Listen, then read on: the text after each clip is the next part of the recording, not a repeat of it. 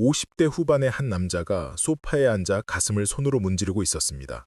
며칠 전부터 가슴이 답답하고 조이는 느낌이 들었습니다.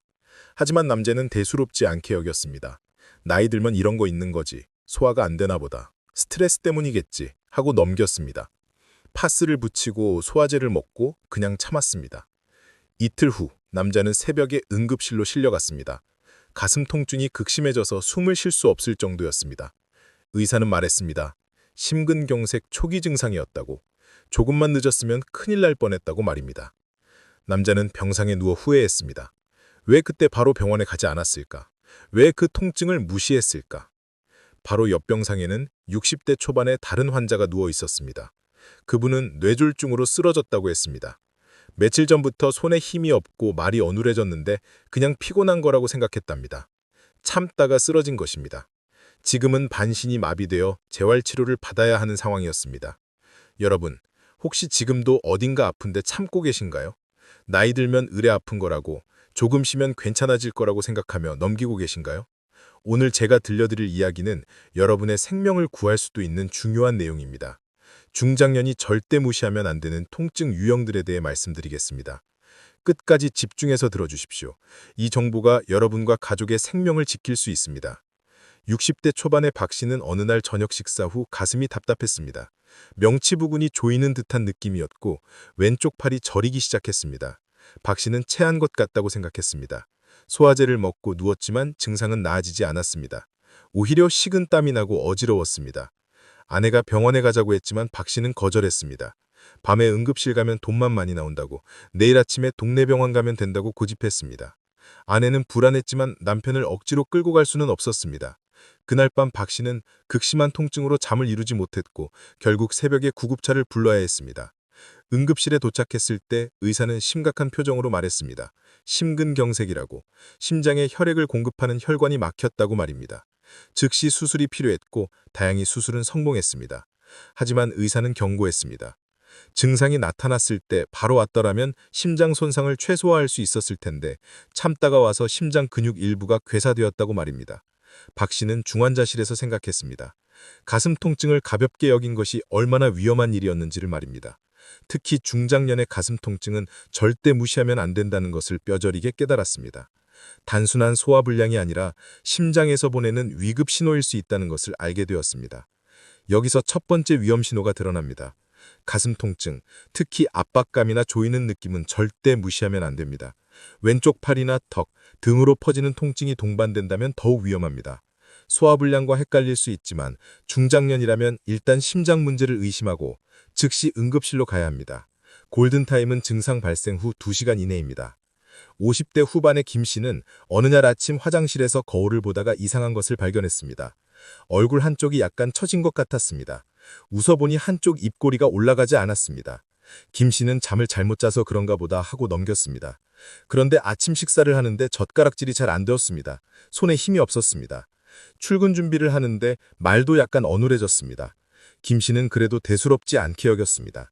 피곤해서 그런가 보다, 회사 가서 커피 마시면 괜찮아지겠지 하고 생각했습니다. 그런데 현관문을 나서는 순간 아내가 소리쳤습니다. 당신 얼굴 이상해요. 지금 당장 병원 가야 해요. 아내의 강력한 주장에 김 씨는 마지못해 응급실로 갔습니다. 의사는 즉시 검사를 진행했고 뇌졸중 초기 증상이라고 진단했습니다. 뇌혈관이 막히기 시작한 것이었습니다. 다행히 빨리 와서 혈전 용해제를 투여할 수 있었고 큰 후유증 없이 회복할 수 있었습니다. 의사는 말했습니다. 조금만 늦었으면 반신 마비가 올 수도 있었다고 말입니다. 김 씨는 아내에게 고마워했습니다. 아내가 강력하게 주장하지 않았더라면 그냥 출근했을 것이고 회사에서 쓰러질 수도 모릅니다. 그리고 깨달았습니다. 뇌졸중 증상은 갑자기 나타나는데 대부분의 사람들이 대수롭지 않게 넘긴다는 것을. 얼굴마비, 팔다리 힘 빠짐, 말이 어눌해지는 증상은 뇌에서 보내는 긴급구조 신호라는 것을 알게 되었습니다. 두 번째 위험 신호입니다. 갑자기 얼굴이나 팔다리 한쪽에 마비가 오거나 힘이 빠지면 뇌졸중을 의심해야 합니다. 말이 어눌해지거나 상대방 말을 이해하지 못하는 것도 위험 신호입니다. 어지럽거나 걸을 때 균형을 잡지 못하는 것도 마찬가지입니다. 이런 증상이 나타나면 1분 1초를 다투는 상황입니다. 즉시 응급실로 가야 합니다. 60대 중반의 이 씨는 몇 달 전부터 배에 통증이 있었습니다. 특히 등 쪽으로 뻗치는 통증이 간헐적으로 나타났습니다. 소화가 안 되는 느낌도 들었고 체중도 조금 줄었습니다. 이 씨는 나이 들어서 소화 기능이 약해진 거라고 생각했습니다. 약국에서 소화제를 사 먹고 기름진 음식을 피했습니다. 하지만 증상은 나아지지 않았습니다. 오히려 통증이 점점 심해지고 밥맛도 없어졌습니다. 친구들이 병원에 가보라고 권했지만 이 씨는 미루었습니다. 큰 병은 아닐 거라고, 검사 받는 것도 번거롭고 돈도 들고 그냥 참으면 괜찮아질 거라고 생각했습니다. 결국 이 씨는 통증을 견디지 못하고 병원에 갔습니다. 검사 결과는 충격적이었습니다. 췌장암 말기였습니다. 의사는 안타까워하며 말했습니다. 초기에 왔더라면 수술이라도 할 수 있었을 텐데 이미 많이 진행되어서 치료가 어렵다고 말입니다. 이 씨는 무너졌습니다. 왜 진작 병원에 오지 않았을까 후회해도 소용없었습니다. 이 씨는 같은 병실 환자들에게 당부했습니다. 복부 통증을 가볍게 여기지 말라고, 특히 등으로 뻗치는 통증이나 설명하기 어려운 불편감이 계속되면 반드시 검사를 받으라고 말했습니다. 소화불량이 아니라 심박한 질병의 신호일 수 있다고 강조했습니다. 세 번째 위험 신호입니다. 복부 통증, 특히 등으로 뻗치는 통증은 췌장이나 담낭 문제일 수 있습니다. 원인 모를 체중 검소가 동반되면 더욱 위험합니다. 소화제를 먹어도 나아지지 않는 소화불량이 몇 주 이상 지속된다면 반드시 정밀 검사를 받아야 합니다. 초기에는 치료가 가능하지만 늦으면 손 쓸 수 없게 됩니다. 50대 중반의 최 씨는 다리가 자주 저렸습니다. 특히 밤에 종아리가 쥐가 나거나 발이 차가웠습니다. 걸을 때도 다리가 무겁고 쉽게 피곤했습니다. 최 씨는 운동 부족이나 혈액순환 장애 정도로 생각했습니다. 파스를 붙이고 따뜻한 물로 족욕을 하고 마사지를 받았습니다. 하지만 증상은 계속되었고 어느 날 걷다가 갑자기 다리에 극심한 통증이 왔습니다. 병원에 가서 검사를 받았더니 말초 혈관 질환이었습니다. 다리로 가는 혈관이 좁아져서 혈액 공급이 제대로 되지 않는 상태였습니다. 치료하지 않으면 조직이 괴사될 수도 있다고 했습니다. 최 씨는 다행히 시술로 혈관을 넓혀서 회복했지만 의사는 경고했습니다.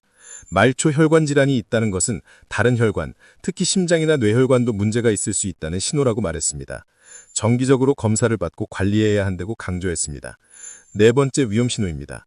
다리 저림이나 통증, 특히 걸을 때 심해지고 쉬면 나아지는 통증은 혈관 문제일 수 있습니다. 발이 차갑거나 색이 변하는 것도 위험 신호입니다. 단순한 혈액순환 장애가 아니라 심각한 혈관 질환일 수 있으므로 반드시 검사를 받아야 합니다. 70대 초반의 정 씨는 두통이 자주 있었습니다. 특히 아침에 일어났을 때 머리가 무겁고 아팠습니다. 정 씨는 나이 들어서 그런가 보다, 혈압이 좀 높은가 보다 하고 넘겼습니다. 진통제를 먹으면 좀 나아지는 것 같았습니다. 하지만 어느 날 갑자기 극심한 두통이 왔고 구토까지 했습니다. 응급실에 갔더니 뇌출혈이었습니다. 뇌혈관이 터진 것입니다. 즉시 수술을 받았지만 회복이 쉽지 않았습니다. 한쪽 팔다리에 마비가 왔고 말도 어눌해졌습니다. 재활치료를 받아야 했고 예전처럼 일상생활을 하기 어려워졌습니다. 정 씨는 후회했습니다. 평소 두통을 대수롭지 않게 여긴 것을 말입니다. 특히 아침 두통이 계속되었는데 그냥 진통제로만 버틴 것이 잘못이었습니다. 진통제는 증상만 가릴 뿐 근본 원인을 해결하지 못한다는 것을 너무 늦게 깨달았습니다. 다섯 번째 위험 신호입니다. 갑작스럽고 극심한 두통, 특히 지금까지 경험하지 못한 심한 두통은 뇌출혈일 수 있습니다. 아침에 심한 두통과 구토가 반복되면 뇌압 상승을 의심해야 합니다. 두통과 함께 시야장애나 의식변화가 온다면 즉시 응급실로 가야 합니다. 지금까지 5가지 위험한 통증 유형을 말씀드렸습니다. 가슴 통증, 얼굴이나 팔다리 마비, 복부 통증, 다리 통증, 심한 두통.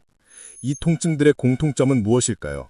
바로 생명을 위협할 수 있는 심각한 질병의 신호라는 것입니다. 그리고 대부분의 사람들이 대수롭지 않게 넘긴다는 것입니다. 여러분, 우리는 왜 통증을 무시할까요? 첫째, 인정하고 싶지 않기 때문입니다. 나이가 들면서 생기는 자연스러운 현상이라고 믿고 싶습니다. 큰 병은 아닐 거라고 스스로를 안심시킵니다. 둘째, 병원 가는 것이 두렵기 때문입니다. 검사 받는 것도 무섭고 나쁜 결과가 나올까봐 걱정됩니다. 셋째, 번거롭기 때문입니다. 병원 예약하고 기다리고 검사 받고 시간과 돈이 듭니다. 그냥 참으면 나아질 거라고 기대합니다. 넷째, 주변에 폐를 끼치고 싶지 않기 때문입니다. 가족들 걱정시키기 싫고 병원 데려다 달라고 하기 미안합니다. 하지만 이런 생각들이 생명을 위협할 수 있습니다. 통증은 몸이 보내는 신호입니다. 무언가 잘못되고 있다는 경고입니다. 특히 중장년의 통증은 젊은이들의 통증과 다릅니다. 단순한 근육통이나 피로가 아니라 혈관, 심장, 뇌의 문제일 수 있습니다. 골든타임이 있습니다.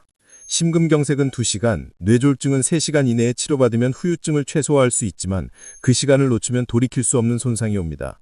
참다가 가는 것과 바로 가는 것의 차이는 생과 사, 정상생활과 장애의 차이입니다. 그렇다면 어떻게 해야 할까요? 첫째, 자신의 몸에 귀 기울이십시오. 평소와 다른 통증, 설명하기 어려운 불편감을 무시하지 마십시오. 둘째, 의심되면 즉시 병원에 가십시오. 괜한 걱정이었다면 다행이고 문제가 있다면 초기에 발견하는 것입니다. 셋째, 가족에게 알리십시오. 혼자 판단하지 말고 가족과 상의하십시오. 가족이 병원 가자고 하면 고집 부리지 마십시오. 넷째, 응급 상황을 인지하십시오. 극심한 가슴 통증, 갑작스러운 마비, 의식 변화는 즉시 구급차를 불러야 하는 상황입니다. 여러분의 생명은 소중합니다. 가족들이 여러분을 필요로 합니다. 통증을 참는 것이 인내가 아니라 무모함일 수 있습니다. 병원 가는 것이 번거롭도, 검사받는 것이 두렵도, 돈이 들어도 생명보다 중요한 것은 없습니다. 오늘 이 영상이 여러분과 가족의 생명을 지키는 데 도움이 되었기를 바랍니다.